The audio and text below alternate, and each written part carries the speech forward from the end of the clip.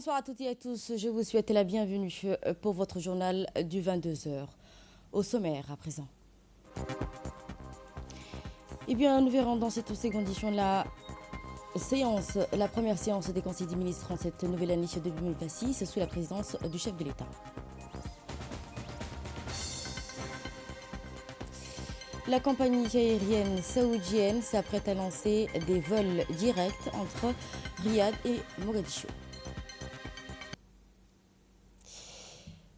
Bonsoir à toutes et à tous et bienvenue sur Djibouti. Sous la présidence de son Excellence Ismaël Omar Guelleh, s'est tenue la première séance en ce mardi 13 janvier 2026.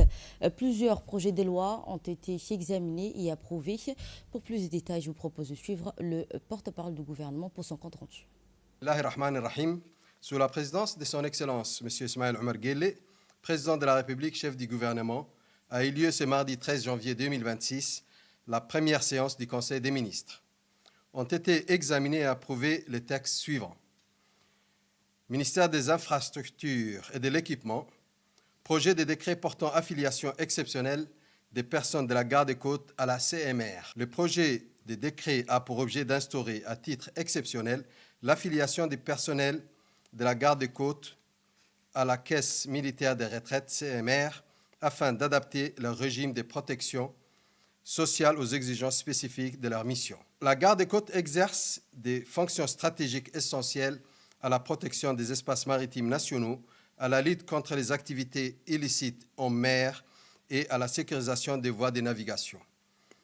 Le projet de décret vise ainsi à aligner les cadres réglementaires sur la réalité opérationnelle de la garde des côtes, à garantir l'égalité des traitements entre agents accomplissant des missions de même nature et à assurer la soutenabilité financière du dispositif par une régularisation encadrée des cotisations sociales. Deuxième question, ministère de la Jeunesse et de la Culture. Projet de décret portant organisation et fonctionnement de la Commission nationale du patrimoine culturel. Le présent projet de décret vise à mettre en place la Commission nationale du patrimoine culturel en tant qu'organe consultatif permanent auprès du ministère en charge de la culture, conformément aux dispositions de la loi numéro 208 AN 25 9e législature du 29 novembre 2025 relative à la protection du patrimoine culturel national. Troisième question.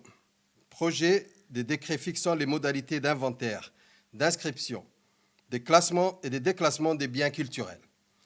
Le présent projet de décret vise à assurer la mise en œuvre de la loi numéro 208 AN 25 9e législature du 29 décembre 2025 relative à la protection des biens culturels. Cette loi définit les principes relatifs à l'inventaire, à l'inscription, au classement et au déclassement des biens présentant un intérêt patrimonial. Quatrième question, projet de décret portant classement des sites d'art rupestre d'Abourma au patrimoine culturel national. Le patrimoine culturel national est un pilier essentiel de l'identité et de la mémoire collective et sa protection relève de l'État. Les sites d'art rupestre d'Abourma, situés dans la région des Tadjoura, figurent parmi les ensembles rupestres les plus remarquables de la Corne de l'Afrique. Il se distingue par la richesse et l'excellent état de conservation de plus de 937 panneaux de gravures retraçant l'évolution des sociétés humaines. En raison de sa valeur archéologique, historique, artistique et scientifique, le site d'Abourma est officiellement reconnu et protégé en tant que patrimoine culturel national. Cinquième question, ministère des Infrastructures et de l'Équipement. Projet d'arrêté, approbation du budget prévisionnel de l'Agence nationale de météorologie pour l'exercice 2026. Le budget prévisionnel 2026 de l'ANM est présenté en équilibre en recettes et en dépenses à 226 624 966 francs Djibouti. Sixième question, ministère de la Justice et des Affaires pénitentiaires chargé des droits de l'homme. Projet d'arrêté portant approbation et rendant exécutoire le budget prévisionnel de l'École nationale des études judiciaires pour l'exercice 2026. Le budget prévisionnel de l'ENEJ pour l'exercice 2026 est arrêté en recettes à 126 817 350 francs Djibouti et en dépenses à 126 817 350 francs Djibouti. Septième question, ministère de la Communication, chargé des postes et des télécommunications. Projet d'arrêté portant adoption du budget prévisionnel de la Poste de Djibouti pour l'exercice 2026. Le budget provisionnel 2026 de la Poste de Djibouti s'établit à 685,1 millions de francs Djibouti, tant en recettes qu'en dépenses, et reste proche de celui de 2025. Ministère du Commerce et du Tourisme, huitième question. Projet d'arrêté approuvant et rendant exécutoire le budget prévisionnel de l'Agence nationale des normes et de la qualité, ADN, pour l'exercice 2026. Le budget provisionnel 2026 de l'ADN s'élève en équilibre et en recettes et en dépenses à 134,9 millions de francs Djibouti. Dans un second volet, les différents rapports au compte-rendu des derniers voyages présidentiels et ministériels a été évoqué. Réécoutons le porte-parole du gouvernement. Neuvième question, ministère du Budget. Projet d'arrêté portant affectation d'une parcelle de terrain au profit du ministère de l'Intérieur. Le projet d'arrêté a pour objet l'affectation au profit du ministère de l'Intérieur d'une parcelle de terrain de 29 953 mètres carrés à Damerjoug. Cette parcelle de terrain est mise à la disposition de l'Office des voiries de Djibouti et destinée à la mise en place d'une zone de fourrière au profit de l'Office des voiries de Djibouti. Dixième question. Projet d'arrêté portant affectation d'une parcelle à Nagad au profit de la Société djiboutienne de viabilisation et de construction. Le projet d'arrêté a pour objet l'attribution d'une parcelle de terrain d'une superficie de 16,84 hectares située à Nagad au profit de la Société djiboutienne de viabilisation et de construction. Cette parcelle est destinée à accueillir un projet immobilier dans cette zone de lotissement. En communication, le président de la République, chef du gouvernement, a demandé à la ministre de la Jeunesse d'accélérer l'ouverture du musée de la gare, ancienne gare de Djibouti, située au plateau de Serpent. Le ministère des Affaires étrangères et de la coopération internationale, porte-parole du gouvernement, a fait une communication sur la visite officielle de son Excellence le Dr Abiy Ahmed Ali, Premier ministre de la République fédérale démocratique d'Éthiopie en République de Djibouti le 11 janvier 2026. Cette visite a été marquée par des échanges de haut niveau ayant permis d'évoquer les solides liens d'amitié et de coopération qui unissent les deux pays ainsi que leurs peuples, frères et voisins. Le Premier ministre a fait une communication relative à la restructuration des établissements publics administratifs EPA dans le cadre de la phase 2 de la réforme engagée par le gouvernement. Merci. Diplomatie étrangère à présent, le ministre des Affaires étrangères et son homologue chinois réaffirme ainsi la solidité des partenariats stratégiques entre les deux pays. Le ministre des Affaires étrangères de la coopération internationale de la République fédérale de la Somalie, Abdi Ali, s'est entretenu au téléphone avec M. Yang Yi, ministre des Affaires étrangères de la République populaire de la Chine et membre du bureau politique du comité central des partis communistes chinois. Au cours de cet échange, les deux parties ont réaffirmé la solidité des partenariats stratégiques entre la Somalie et la Chine, ainsi que leur soutien mutuel à leurs intérêts fondamentaux respectifs. Ils se sont félicités des progrès réalisés dans le cadre des relations bilatérales et sont convenus de renforcer la confiance politique et d'approfondir la coopération pragmatique tout en réitérant leur engagement commun en faveur de la souveraineté et l'unité nationale et des principes de non-ingérence dans les affaires intérieures. La partie chinoise a de nouveau exprimé son soutien total à l'intégrité territoriale de la Somalie, soulignant que la Somaliland fait partie intégrante et indivisible de la République fédérale de la Somalie. De son côté, la Somalie a réaffirmé son soutien ferme au principe d'une seule Chine, à tous les efforts de la Chine en faveur de la réunification nationale, ainsi que la validité des résolutions 2758 à l'Assemblée générale des Nations unies. Les deux ministres ont également examiné les moyens d'élargir la coopération dans les domaines du commerce, à l'aide du développement et échange entre les peuples et coordination au sein des organisations internationales, ainsi que la promotion de la paix et du développement dans la région de la Corne de l'Afrique. En conclusion, les deux parties ont souligné que tous les États doivent respecter les principes fondamentaux énoncés par la Charte des Nations Unies et le droit international, rejeter les menaces et usages de force dans les relations internationales et s'opposer aux mesures coercitives aux pratiques d'intimidation portant atteinte à la souveraineté des autres États. C'était dans les titres, les compagnies aériennes saoudiennes s'apprêtent à lancer les vols directs entre Riyad et Mogadiscio. La compagnie aérienne nationale saoudienne, Saudi Airlines, s'apprête à inaugurer prochainement des vols directs vers la capitale somalienne, Mogadiscio.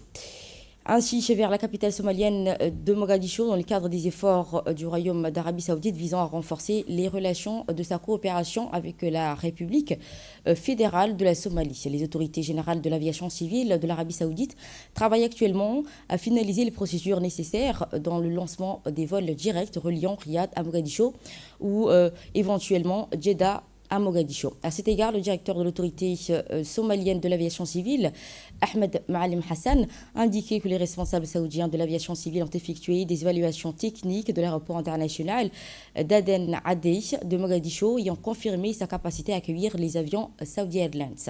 Le responsable somalien a également précisé que la compagnie commencera ses opérations à Mogadiscio dans un proche avenir sans toutefois fixer de date précise.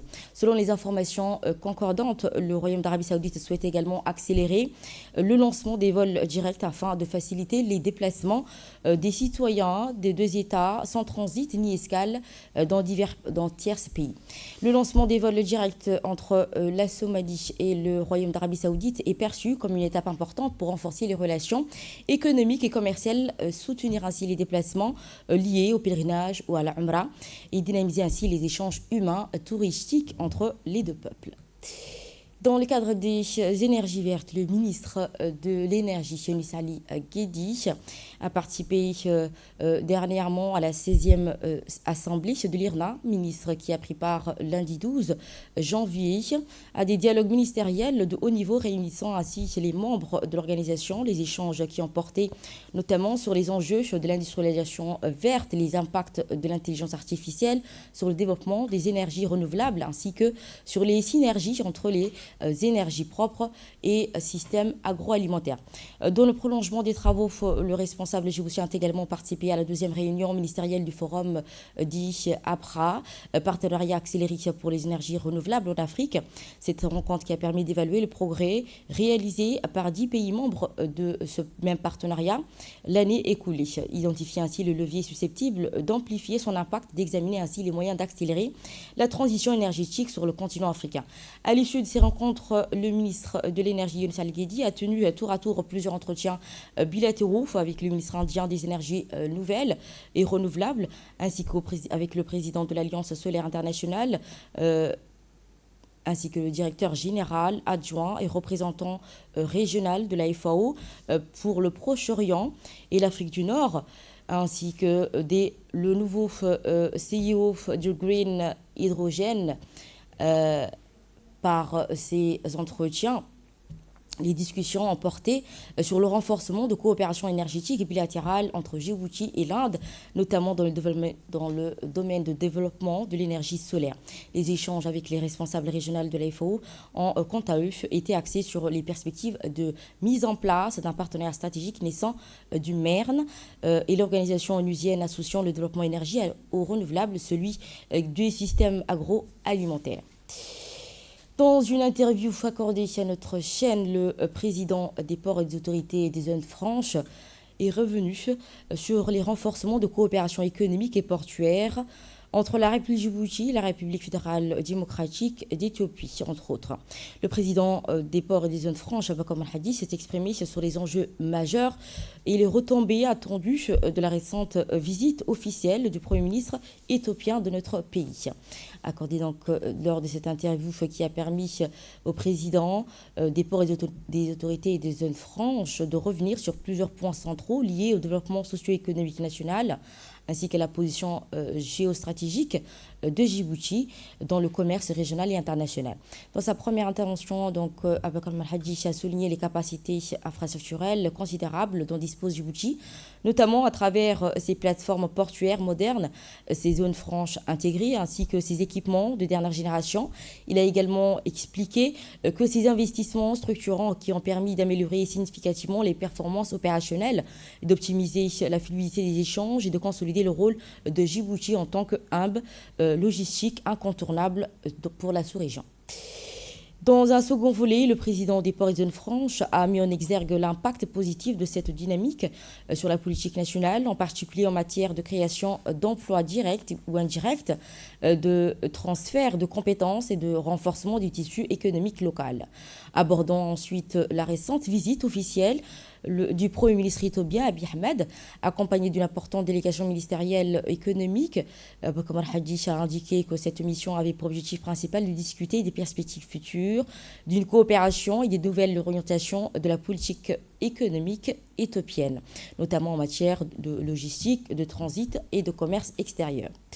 Au cours de cette visite, le Premier ministre éthiopien s'est rendu successivement au terminal pétrolier Horizon avant de conclure son déplacement au terminal polyvalent de Doralé.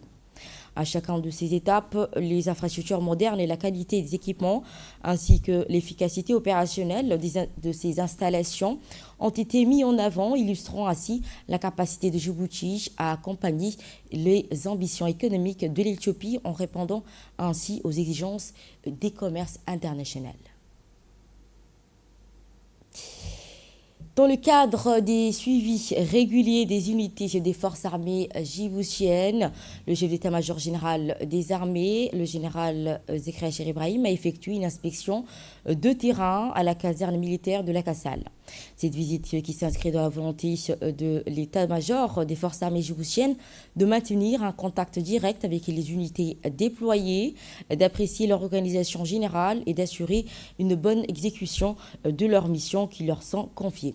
Au cours de cette inspection, le SEMGA a pris connaissance de la situation générale des cargaisons, de son environnement humain et de son rôle au sein de la zone de la Kassala. Il a également salué l'engagement des personnels, leur discipline ainsi que leur capacité d'adaptation des réalités du terrain dans un esprit de professionnalisme et de cohésion.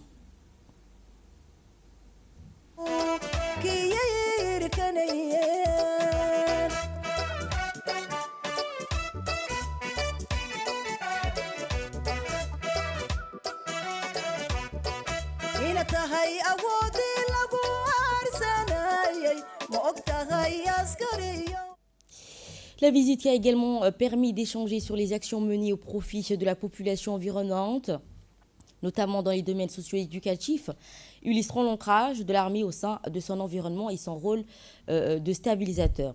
Sur le plan opérationnel, le SEMGA a constaté le bon niveau d'organisation de l'unité, la conduite régulière des manœuvres et des activités de formation, ainsi que la disponibilité des personnels à répondre aux orientations du commandement. À l'issue de cette inspection, le SEMGA a également donc encouragé le cadre militaire des différents rangs à poursuivre leurs efforts, qui est d'une importance capitale. Éducation, cette fois-ci sous l'égide conjoint du ministère de l'Éducation nationale et de la formation professionnelle avec l'Université de Djibouti à travers le laboratoire d'analyse, de modélisation et d'optimisation, l'AMO, en partenariat avec l'association Adamat, s'est tenue lundi 12 la phase de sélection de l'Olympiade nationale des mathématiques 2026. Organisée simultanément sur les 4 sites de la capitale ainsi que les 5 régions de l'intérieur, l'Olympiade nationale des mathématiques a mobilisé près de 5000 élèves, collégiens, lycéens et environ 600 étudiants de l'Université de Djibouti. Cette mobilisation illustrant ainsi l'ambition commune de démocratiser l'accès à l'excellence et de consolider sur tous les territoires une véritable culture scientifique.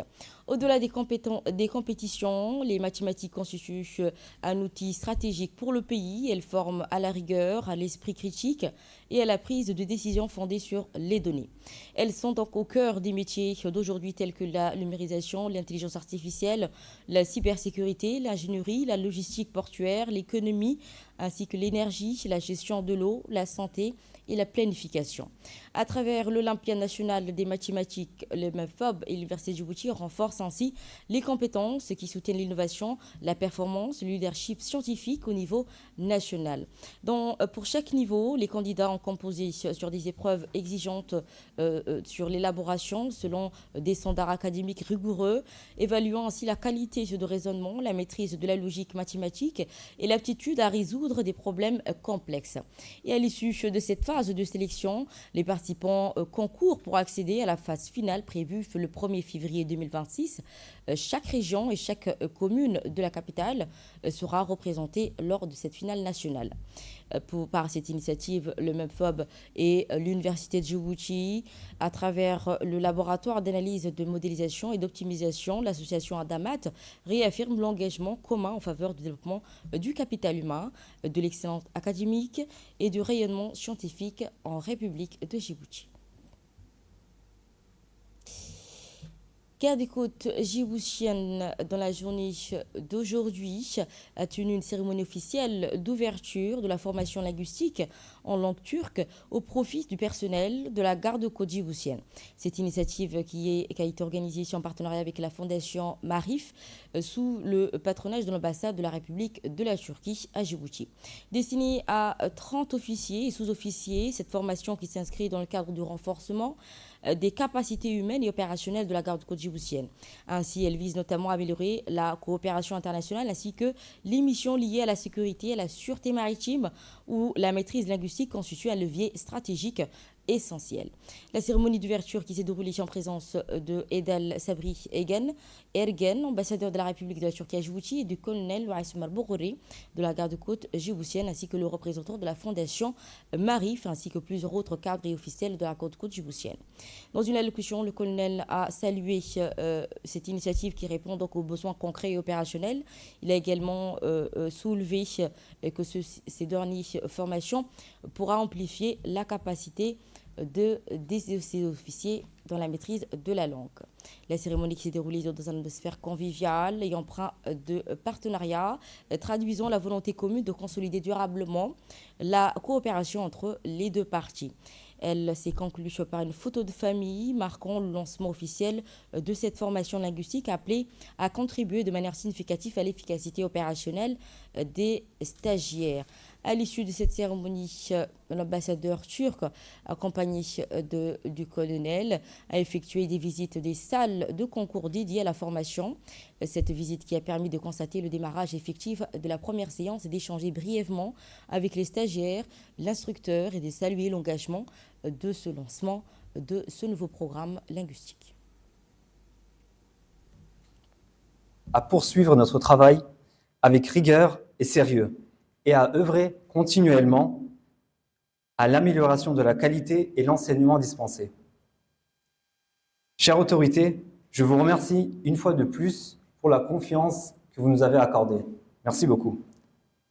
Chers enseignants, chers apprenants, je vous souhaite plein de succès pour cette belle initiative. Voici les propos de l'ambassadeur turc à l'issue de cette cérémonie. On l'écoute. Un réel honneur pour moi d'être parmi vous aujourd'hui pour l'occasion du lancement du cours de langue turque mis en œuvre dans le cadre de la coopération entre la Fondation Marif et la garde-côte de la République de Djibouti. Les relations entre la Turquie et Djibouti connaissent un excellent niveau, fondé sur l'amitié, la confiance et une coopération multiforme. Dans ce contexte très positif, la communication directe et le contact humain jouent un rôle essentiel. La langue n'est pas seulement un moyen d'expression, elle est un vecteur de compréhension et de rapprochement et de coopération durable entre les institutions et les peuples. Il faut souligner que nous reconnaissons la garde côtière de Djibouti comme un corps spécial et distingué, extrêmement professionnel et efficace dans leur tâche de faire face à de multiples défis sécuritaires propres à cette région qui a une valeur stratégique globale. Nous espérons que ce programme de formation va contribuer à renforcer les liens entre Turquie et Djibouti, non seulement à travers le partage linguistique et culturel, mais aussi dans l'avenir pour des échanges professionnels. Ce programme de langue turque, en combinaison avec des programmes de formation professionnelle sophistiqués en Turquie, Inch'Allah, va fournir aux gardes-côtes les moyens additionnels pour s'acquitter encore mieux de son rôle de pilier dans la lutte contre la piraterie maritime et le terrorisme et la sécurisation des voies stratégiques de navigation dans les détroits de Bab el-Mandeb et de la mer Rouge. À présent, nous allons suivre l'intervention du colonel Waismar Borori, qui est revenu et souligner l'importance d'apprendre les langues du monde. On l'écoute. C'est avec un grand bonheur et un réel enthousiasme que je me tiens devant vous cet après-midi pour inaugurer cette formation linguistique en langue turque. Une initiative qui marque une étape significative dans le développement des compétences de notre personnel. La décision de lancer cette formation n'est pas anodine.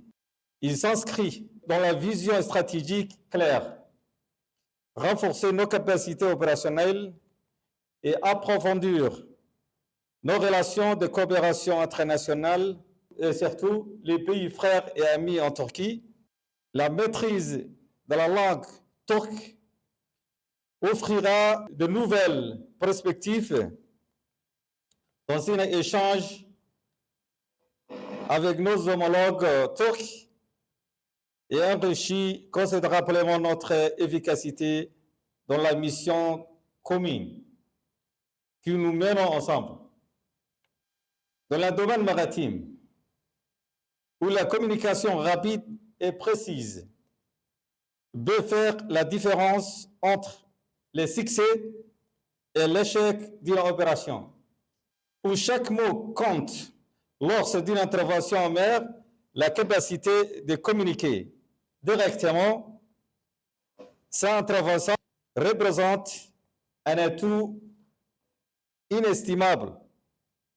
Cette formation vous donnera les outils linguistiques nécessaires pour exceller dans nos missions et renforcer nos capacités et liens de confiance et de communication avec nos partenaires turcs. Excellence, Monsieur l'ambassadeur, je tiens à saluer votre engagement personnel dans cette démarche. Et nous allons à Lisevier cette fois-ci pour une mission de régulation du ministère du Commerce dans le cadre de protéger les consommateurs. La direction du commerce intérieur et du tourisme ont mené des activités de sensibilisation à l'intention des opérateurs économiques de la région d'Ali-Sebiye dans la journée du 6 janvier dernier. L'objectif de cette rencontre est de sensibiliser les opérateurs économiques de la place au dispositif de la loi 28 AN 2008, 6e ligne relative à la protection des consommateurs et leur rappeler les obligations liées à l'exercice de leur activité, notamment en ce qui concerne l'affichage des prix, la délivrance obligatoire de factures et de reçus conformés au Code du commerce. Cette réunion qui vise également à renforcer la lutte contre les hausses des prix illicites des produits alimentaires de première nécessité et prévenir ainsi des risques liés à la mise en vente des produits périmés.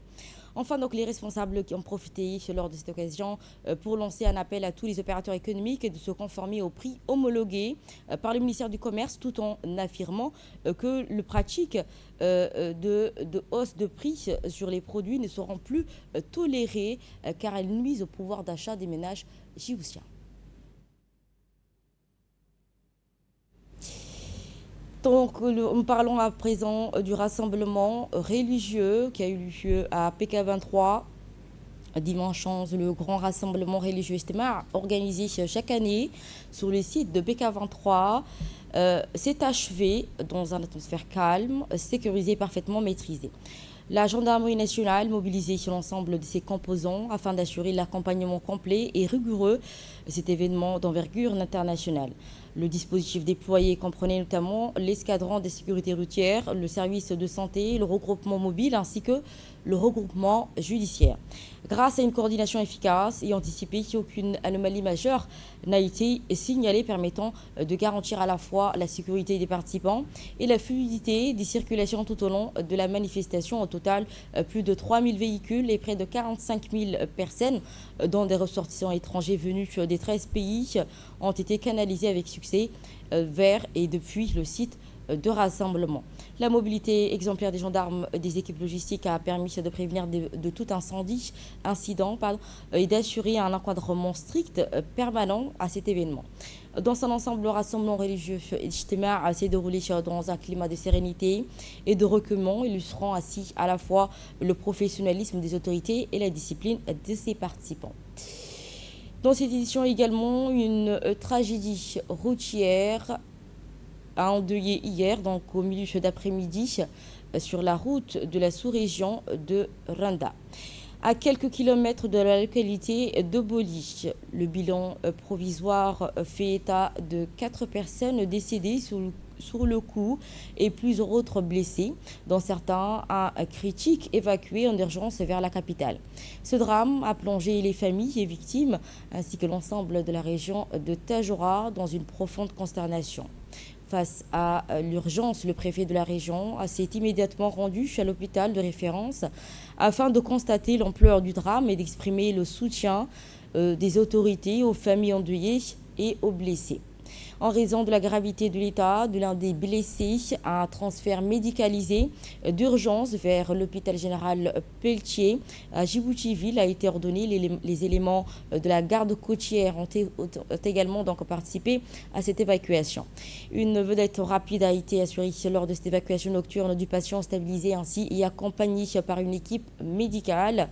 À leur arrivée, une ambulance l'a conduit directement au service de réanimation de l'hôpital général Pelletier, où une équipe chirurgicale était sur place et ont pris en charge la victime. Cette mobilisation coordonnée des services de l'État illustrant ainsi la priorité des sauvegardes des vies humaines et la complémentarité entre les structures médicales régionales et la garde côtière. Ainsi, la population, profondément émue suite à cette tragédie, s'unit dans la prière, dans le recueillement des âmes disparues et souhaite un prompt rétablissement aux blessés. Sport, cette fois-ci, dans le cadre du tournoi des annexes RPP, organisé en soutien avec le président des communes. Ce match houleux très serré, marqué par de vives disputes, néanmoins mis en lumière la performance et le professionnalisme des deux équipes. Avant la fin de la première mi-temps, l'équipe de l'annexe Hayabli a inscrit 2 buts, prenant ainsi l'avantage sur celle de l'annexe du cité Nassibé. Ce tournoi avait pour objectif de promouvoir le fair play, la fraternité, l'unité et la cohésion sociale à travers le sport. Les deux équipes et deux présidents se sont félicités de la bonne organisation et le bon déroulement de ces matchs.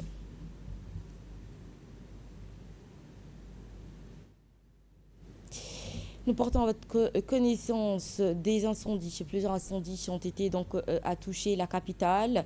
Lundi, dont le dernier s'est déclaré cet après-midi dans le quartier d'Ambouli. Depuis ce matin, donc, la ville de Djibouti a été le théâtre de plusieurs incendies susceptibles de créer la frayeur. Le plus récent s'est produit aux alentours de 17h dans le quartier d'Ambouli, non loin de la place de 8 mai. Plus tôt dans la matinée, vers 8h, un autre incendie a été déclaré ravager le quartier des 13 bergers à Balbala, détruisant ainsi 3 habitations. Un second sinistre s'est ensuite déclaré dans le quartier d'Ambouli, près de la station, où 3 autres maisons ont été également détruites dans l'incendie. Ainsi, selon les autorités présentes sur les lieux, notamment le préfet Abdi Hassan, aucune victime n'est à déplorer jusqu'à présent. Toutefois, les dégâts matériels sont jugés considérable. Le sinistre a été donc maîtrisé grâce à l'intervention efficace des sapeurs-pompiers arrivés promptement sur place pour donc maîtriser les flammes. L'origine de l'incendie reste encore à déterminer. Une enquête a été ouverte, cherchant ainsi les causes de ces incendies.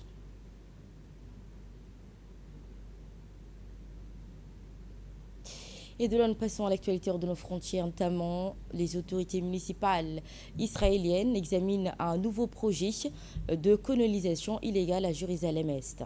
Les autorités municipales israéliennes à Jérusalem-Est occupées discutent actuellement de plans visant à faire avancer un vaste projet de colonisation à Jérusalem-Est, occupé, une démarche qui s'inscrit dans la politique israélienne de création de faits accomplis sur le terrain en violation avec les droits internationaux. Selon les informations disponibles, le projet se prévoit la construction d'environ 9000 unités de colonisation à proximité du mur de séparation israélien sur des terres où se trouvait autrefois l'aéroport international de Jérusalem, aéroport Est. Avant donc l'occupation israélienne en 1967, les observateurs avertissent que la mise en œuvre de ce projet entraînerait une violation accrue de Jérusalem par rapport au reste de la Cisjordanie occupée, coupant ainsi davantage la continuité territoriale de la Palestine.